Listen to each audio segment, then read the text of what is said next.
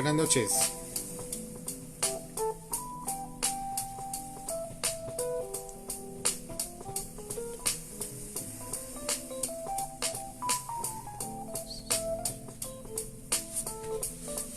A ver cómo van llegando hoy. Iniciamos en un minutito nuestra transmisión del día de hoy. Vamos a echar un vistazo aquí a nuestras redes.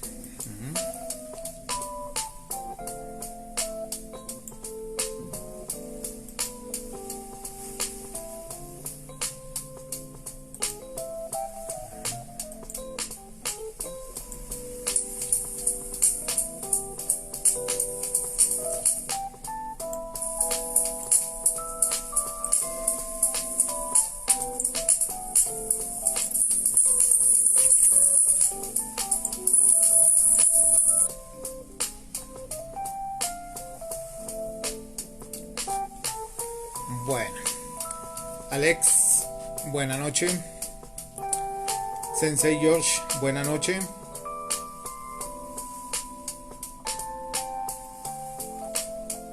Es como siempre un placer tenerlos por aquí. A ustedes que siempre nos apoyan, ¿sí? Al equipo de C2Speak con nuestras historias diversas en la noche. Forma de ir pasando estos duros tiempos. Un poquito de jazz de fondo. A ver qué. Hace tiempo no escuchábamos música que nos acompañe porque pues no siempre el ánimo está en su punto. Bueno, entonces vamos a ver. Vamos a iniciar hoy con nuestra octava entrega de los cuentos latinoamericanos.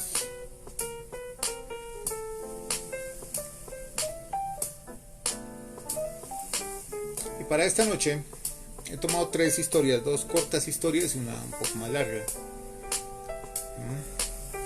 La primera me la encontré ahí como echando un vistazo en uno de los nuevos portales de periodismo independiente que existen aquí en Colombia.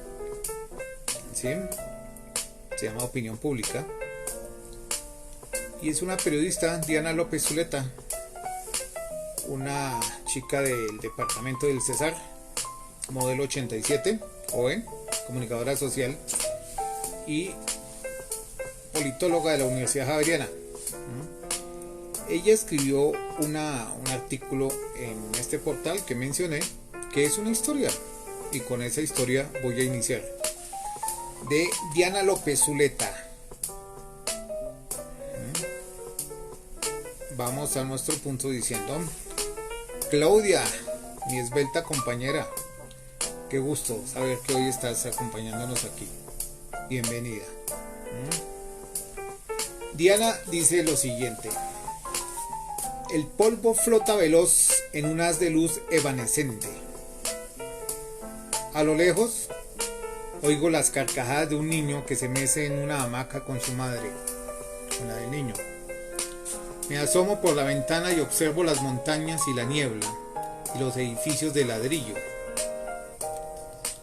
Es sábado y los oficios de limpieza apenas comienzan. Las mesas de noche, los estantes de libros, la impresora, el escritorio, el espejo. Aspiro el piso y sacudo el polvo.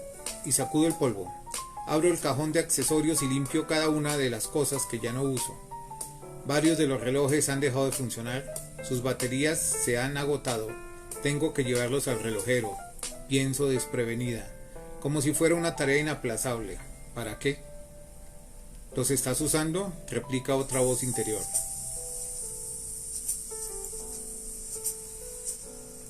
Cuando comenzó el aislamiento, llevaba la cuenta de los días. Es el día 5, el 16, el 40. Ya no los cuento. Tampoco reviso qué hora es. El tiempo pasa rápido, pero el apremiado fin de la pandemia está lejos. El miedo aguarda titilante. Toda conciencia de alegría es efímera e incierta. Lo inequívoco, tal vez, es el pasado y su forma de recordarlo por retazos. Camino como errabunda de la habitación al baño, del baño a la cocina, de la cocina a la ventana de la sala a la habitación. La rutina es predecible.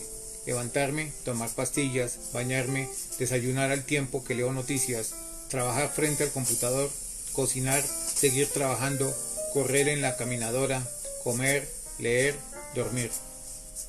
Esto cambia cuando debido a una condición crónica que padezco comienzan los repentinos síntomas de debilitamiento. La respiración agitada, los latidos lentos, la presión por el piso, la falta de aliento. Vivo mientras espero ansiosa la noticia del descubrimiento de una vacuna o un tratamiento que salvaría nuestras vidas para volver a ser libre y dejar de mirar con recelo, no solo el otro, sino todo lo que toco, veo y huelo. Afuera en todas partes y pegada a las suelas de los zapatos y en la ropa que llevamos y en las rendijas hay una amenaza que nos fustiga. Entre estas paredes uniformes, entre este mare magnum de pensamientos, el silencio es el grito más estruendoso, también el más confortante. No extraño las fiestas ni los lugares bulliciosos, ni la música que retumba en las discotecas. Echo de menos ir a mi pueblo, abrazar a mi mamá, sentarme sin miedo en cualquier bordillo. Ella suele preguntarme cuándo vuelven a abrir los aeropuertos. No hay respuesta. El cielo está detenido, como mis relojes. La pandemia ha dejado al descubierto los problemas que desde hace décadas los gobiernos han ignorado. La pobreza, el desempleo, el precario sistema de salud, la inestabilidad laboral. No se puede huir del virus con hambre y la dicotomía no está entre salvar la economía y evitar los contagios. El aislamiento ha sido un ensayo sobre cómo viviremos de ahora en adelante. Ya no hay direcciones físicas, sino enlaces para las reuniones. La conexión lenta es la nueva excusa para llegar tarde, pero la virtualidad, aunque dicen llegó para quedarse, no sustituye la relación frente a frente. Vuelvo a mirar los cristales del reloj, las manecillas detenidas, 2:16, 3:42, 12:49, 8:09, 8:37, y pienso otra vez cómo todo se detiene, se abstrae. Las risas pospuestas, el impulso del llanto, la agenda llena de tareas, mi cabeza que ya no da más, la aprensión constante, el susurro de preguntas en la mañana, el desasosiego centelleante de la noche, la certeza de otro día ido. ¿Cuándo termina la pandemia? ¿Cuándo? La muerte, lo único infalible, se acerca con los días, con los años, en el detenido tic-tac. Bueno, nuestra primera historia de hoy de Diana López Zuleta, de La Paz, Cesar, periodista, y María Borrero. Oh, señorita Borrero, qué gusto. Espero que tú y tus hermanas y tu mami, recordados por nosotros en el Tomás, los de mi generación al menos, estén bien, ¿sí? Prosigo. Una corta historia de Borges. Borges siempre tiene que estar en estas cortas historias.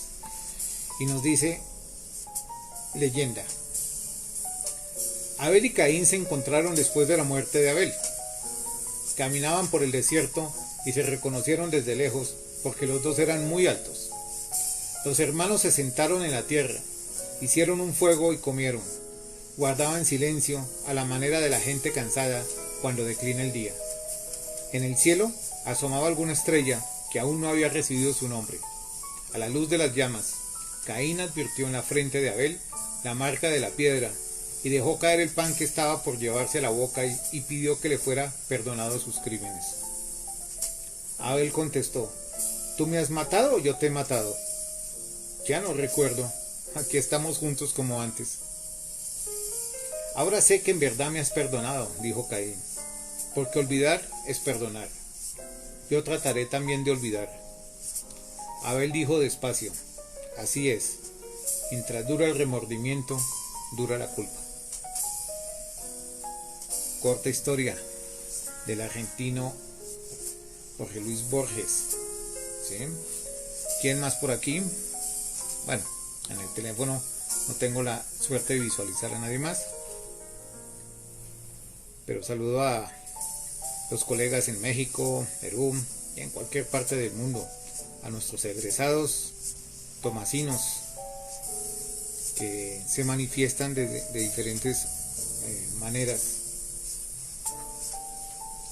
Quiero recordar hoy a Sandra Leiva, egresada en 1993, y a Carmen López, egresada del 2005. Fui su director de grupo. Estas dos tomasinas partieron en esta semana que acaba de terminar, y con eso engrosan las cifras de los que han partido por el COVID.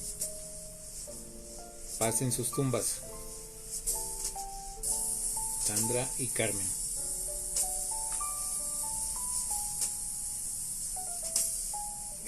Otro escritor argentino, de los connotados de la Argentina, que vivió entre 1914 y 1984, Julio Cortázar. De Julio Cortázar tenemos una historia del año 1956, se llama Final del Juego, y dice lo siguiente: me disculparán, pero hay que refrescar un poco la garganta.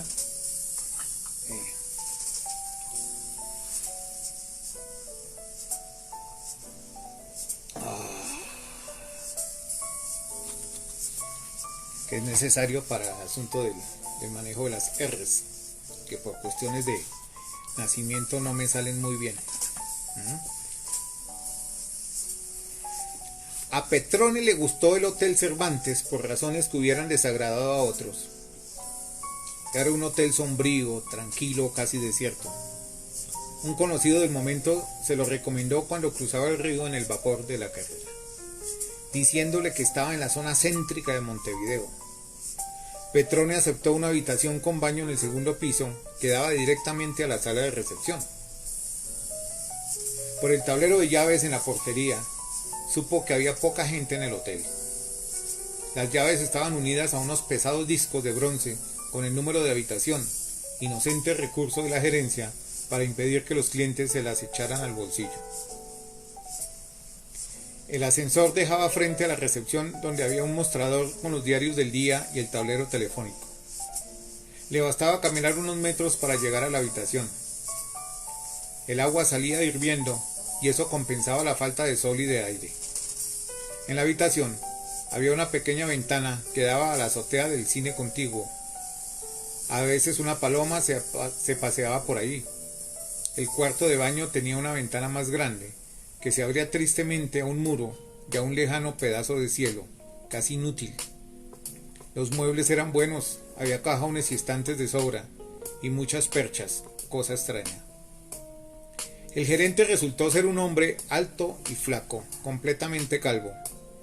Usaba anteojos con armazón de oro y hablaba con la voz fuerte y sonora de los uruguayos. Le dijo a Petrone que el segundo piso era muy tranquilo y que en la única habitación contigua a la suya vivía una señora sola, empleada en alguna parte, que volvía al hotel a la caída de la noche. Petrone la encontró al día siguiente en el ascensor. Se dio cuenta de que era ella por el número de la llave que tenía en la palma de la mano, como si ofreciera una enorme moneda de oro. El portero tomó la llave y la de Petrone para colgarlas en el tablero, y se quedó hablando con la mujer sobre unas cartas. Petrone tuvo siempre que ver que era todavía joven, insignificante, y que se vestía mal como todas las orientales. El contrato con los fabricantes de mosaicos llevaría más o menos una semana. Por la tarde, Petrone acomodó la ropa en el armario, ordenó sus papeles en la mesa y después de bañarse salió a recorrer el centro mientras se hacía hora de ir al escritorio de los socios. El día se pasó en conversaciones, cortadas por un copetín en Pocitos y una cena en casa del socio principal. Cuando lo dejaron en el hotel, era más de la 1. Cansado se acostó y se durmió enseguida.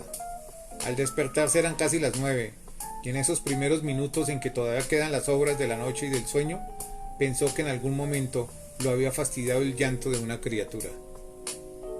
Antes de salir charló con el empleado que atendía la recepción y que hablaba con acento alemán. Mientras informaba sobre líneas de ómnibus y nombres de calles, Miraba distraído la enorme sala en cuyo extremo estaban la puerta de su habitación y la de la señora sola. Entre las dos puertas había un pedestal con una nefasta réplica de la Venus de Milo. Otra puerta, en la pared lateral, daba una salida con los infaltables sillones y revistas. Cuando el empleado y Petrone callaban, el silencio del hotel parecía coagularse, caer como ceniza sobre los muebles y las baldosas. El ascensor resultaba casi estrepitoso, y lo mismo el ruido de las hojas de un diario o el raspar de un fósforo.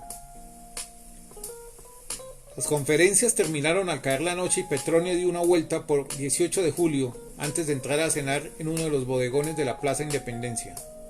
Todo iba bien y quizá pudiera volverse a Buenos Aires antes de lo que pensaba. Compró un diario argentino, un atado de cigarrillos negros y caminó despacio hasta el hotel. En el cine de al lado daban 2 películas que ya había visto y en realidad no tenía ganas de ir a ninguna parte.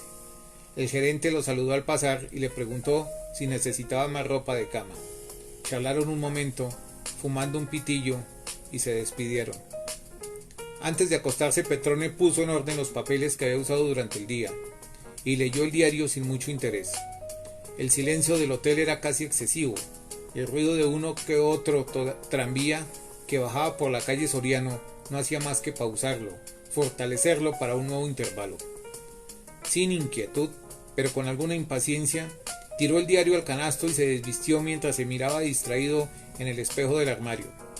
Era un armario ya viejo, y lo habían adosado a una puerta que daba a la habitación contigua. A Petrone lo sorprendió descubrir la puerta que se le había escapado en su primera inspección del cuarto. Al principio, había supuesto que el edificio estaba destinado a hotel, pero ahora se daba cuenta de que pasaba lo que en tantos hoteles modestos, instalados en antiguas casas de escritorios o de familia. Pensándolo bien, en casi todos los hoteles que había conocido en su vida, y eran muchos, las habitaciones tenían alguna puerta condenada, a veces a la vista, pero casi siempre con un ropero, una mesa o un perchero delante, que como en este caso, les daba una cierta ambigüedad, un avergonzado deseo de disimular su existencia como una mujer que cree taparse poniéndose las manos en el vientre o los senos. La puerta estaba ahí, de todos modos, sobresaliendo del nivel del armario. Alguna vez la gente había entrado y salido por ella, golpeándola, entornándola, dándole una vida que todavía estaba presente en su madera tan distinta de las paredes. Petrone imaginó que del otro lado habría también un ropero y que la señora de la habitación pensaría lo mismo de la puerta. No estaba cansado, pero se durmió con gusto. Llevaría 3 o 4 horas cuando lo despertó una sensación de incomodidad, como si algo ya hubiera ocurrido, algo molesto e irritante. Encendió el velador y vio que eran las 2:30 y apagó otra vez. Entonces oyó en la pieza de al lado el llanto de un niño. En el primer momento no se dio bien cuenta. Su primer movimiento fue de satisfacción. Entonces era cierto que la noche antes un chico no lo había dejado descansar. Todo explicado, era más fácil volver a dormirse. Pero después pensó en lo otro y se sentó lentamente en la cama, sin encender la luz, escuchando. No se engañaba, el llanto venía de la pieza de al lado. El sonido se oía a través de la puerta condenada. Se localizaba en ese sector de la habitación al que correspondían los pies de la cama. Pero no podía ser que en la pieza de al lado hubiera un niño. El gerente había dicho claramente que la señora vivía sola, que pasaba casi todo el día en su empleo. Por un segundo se le ocurrió a Petrone que tal vez esa noche estuviera cuidando al niño de alguna parienta o amiga. Pensó en la noche anterior. Ahora estaba seguro de que ya había oído el llanto, porque no era un llanto fácil de confundir, más bien una serie irregular de gemidos muy débiles, de hipos quejosos seguidos de un lloriqueo momentáneo, todo ello inconsistente, mínimo, como si el niño estuviera muy enfermo. Debía ser una criatura de pocos meses, aunque no llorara, con la estridencia y los repentinos chequeos y ahogos de un recién nacido. Petrone imaginó a un niño, un varón, no sabía por qué, débil y enfermo, de cara consumida y movimientos apagados. Eso se quejaba en la noche, llorando pudoroso, sin llamar demasiado la atención. De no estar allí la puerta condenada, el llanto no hubiera vencido las fuertes espaldas de la pared. Nadie hubiera sabido que en la pieza de al lado estaba llorando un niño. Por la mañana Petrone lo pensó un rato mientras tomaba el desayuno y fumaba un cigarrillo. Dormir mal no le convenía para su trabajo del día. 2 veces se despertaba en plena noche, y las 2 veces a causa del llanto. La segunda vez fue peor porque, a más del llanto, se oía la voz de la mujer que trataba de calmar al niño.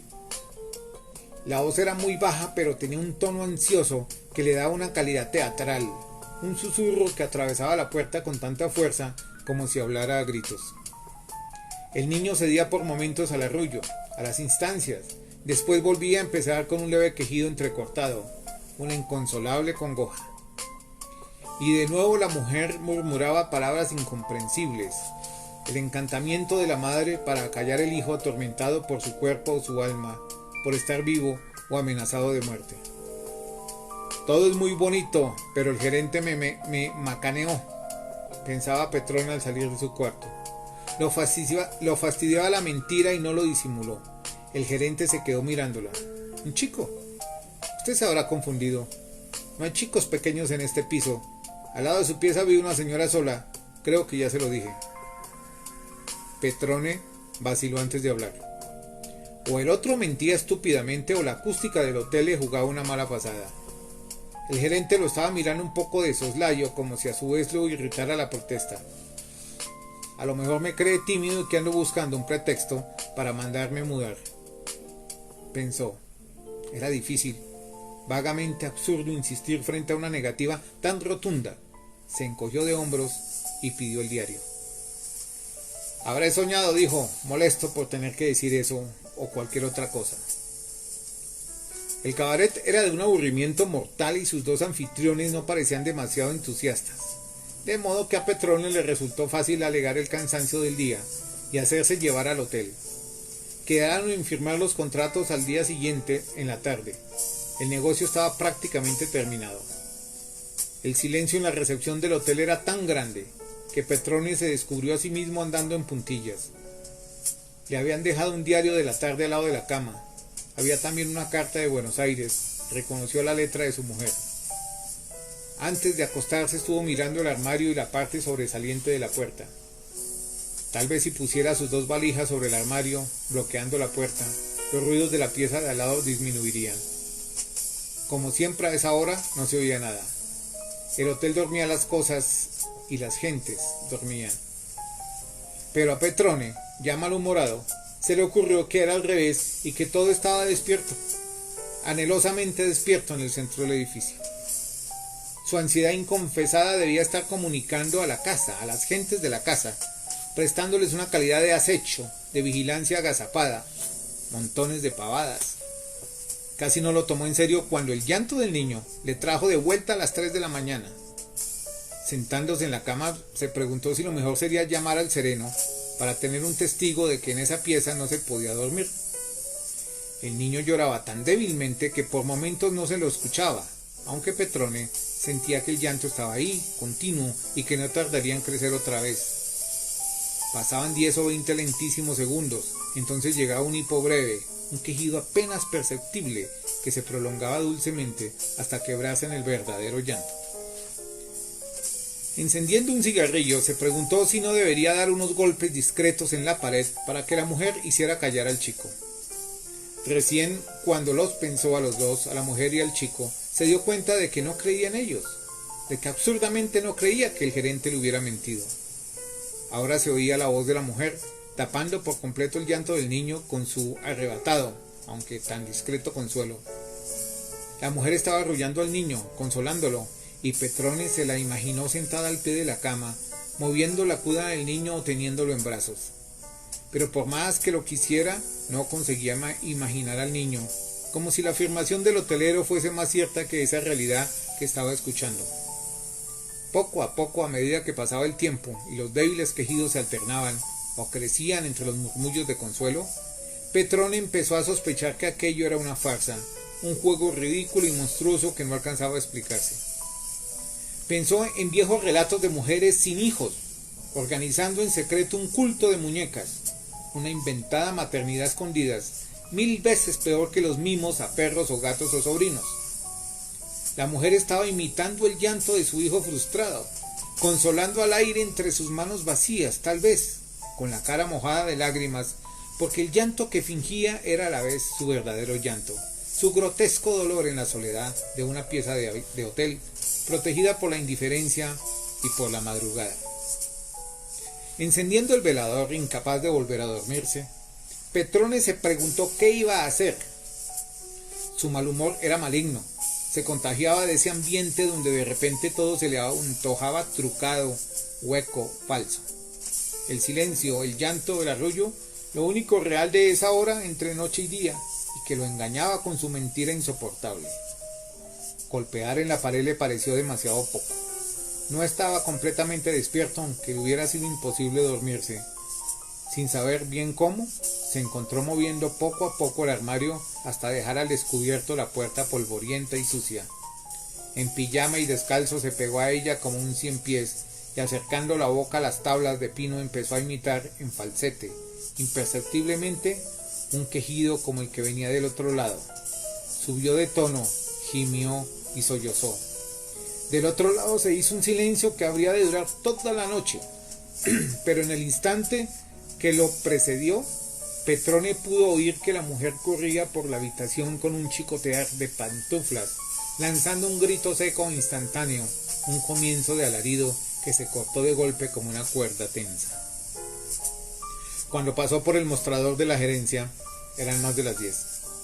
Entre sueños, después de las 8, había oído la voz del empleado y la de la mujer. Alguien había andado en la pieza de al lado moviendo cosas. Vio un baúl y 2 grandes valijas cerca del ascensor. El gerente tenía un aire que a Petrone se le antojó de desconcierto. ¿Durmió bien anoche?, le preguntó con el tono profesional que apenas disimulaba la indiferencia. Petrone se encogió de hombros. No quería insistir cuando apenas le quedaba por pasar otra noche en el hotel. De todas maneras, ahora va a estar más tranquilo, dijo el gerente, mirando las valijas. La señora se nos va a mediodía. Esperaba un comentario y Petrone lo ayudó con los ojos. Llevaba aquí mucho tiempo y se va así de golpe. Nunca se sabe con las mujeres. No, dijo Petrone, nunca se sabe. En la calle se sintió mareado, con un mareo que no era físico. Tragando un café amargo, empezó a darle vueltas al asunto, olvidándose del negocio, indiferente al espléndido sol. Él tenía la culpa de que esa mujer se fuera del hotel, enloquecida de miedo, de vergüenza o de rabia. Llevaba aquí mucho tiempo. Era una enferma, tal vez, pero inofensiva. No era ella, sino él, quien hubiera debido irse del Cervantes. Tenía el deber de hablarle, de excusarse y pedirle que se quedara, jurándole discreción. Dio unos pasos de vuelta a mitad del camino, se detuvo. Tenía miedo de hacer un papelón, de que la mujer reaccionara de alguna manera insospechada. Ya era hora de encontrarse con los 2 socios y no quería tenerlos esperando. Bueno, que se embromara. No era más que una histérica, ya encontraría otro hotel donde cuidar a su hijo imaginario. Pero la noche volvió a sentirse mal, y el silencio de la habitación le pareció todavía más espeso. Al entrar al hotel no había podido dejar de ver el tablero de las llaves, donde faltaba ya la pieza de al lado. Cambió unas palabras con el empleado que esperaba bostezando la hora de irse, y entró en su pieza con poca esperanza de poder dormir. Tenía los diarios de la tarde y una novela policial. Se entretuvo arreglando sus vajillas, ordenando sus papeles. Hacía calor y abrió de par en par la pequeña ventana. La cama estaba bien tendida, pero la encontró incómoda y dura. Por fin tenía todo el silencio necesario para dormir a pierna suelta, y le pesaba. Dando vueltas y vueltas, se sintió como vencido por ese silencio que había reclamado con astucia y que le devolvían entero y vengativo. Irónicamente pensó que extrañaba el llanto del niño, que esa calma perfecta no le bastaba para dormir y todavía menos para que estar despierto. Extrañaba el llanto del niño, y cuando mucho más tarde lo oyó, débil pero inconfundible a través de la puerta condenada, por encima del miedo, por encima de la fuga en plena noche, supo que estaba bien y que la mujer no había mentido. No se había mentido al arrullar al niño, al querer que el niño se callara para que ellos pudieran dormirse. Fin de esta historia de el autor argentino Julio Cortázar, La puerta condenada, en un libro que se llama Final de juego, publicado en 1956.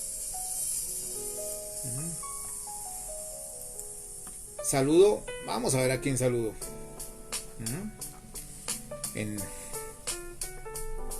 este instante.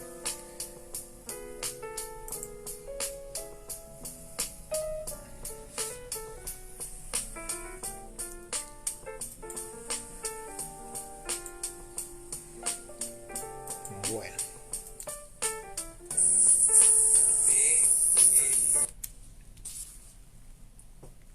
Qué curioso, ¿no hay a quién saludar? Ah, no, sí. Mónica Marcela Guevara. Muy buenas noches, Mónica. Gracias por tu presencia por este lado. Sí. Claudita ya la había saludado. A Claudia Páez González. También. También que, bueno. Qué curioso, ¿no? Hoy hay pobreza de comentarios. Debe ser que se les cayó el internet. Esa es la excusa que todos sacamos. Bueno, mañana el coordinador Abel, ¿qué nos traerá? El Principito de nuevo, u otra pieza interesante de la literatura universal. Bueno, Abel, sorpréndenos mañana. A todos ustedes, muy buena noche, muchas gracias. Hasta siempre.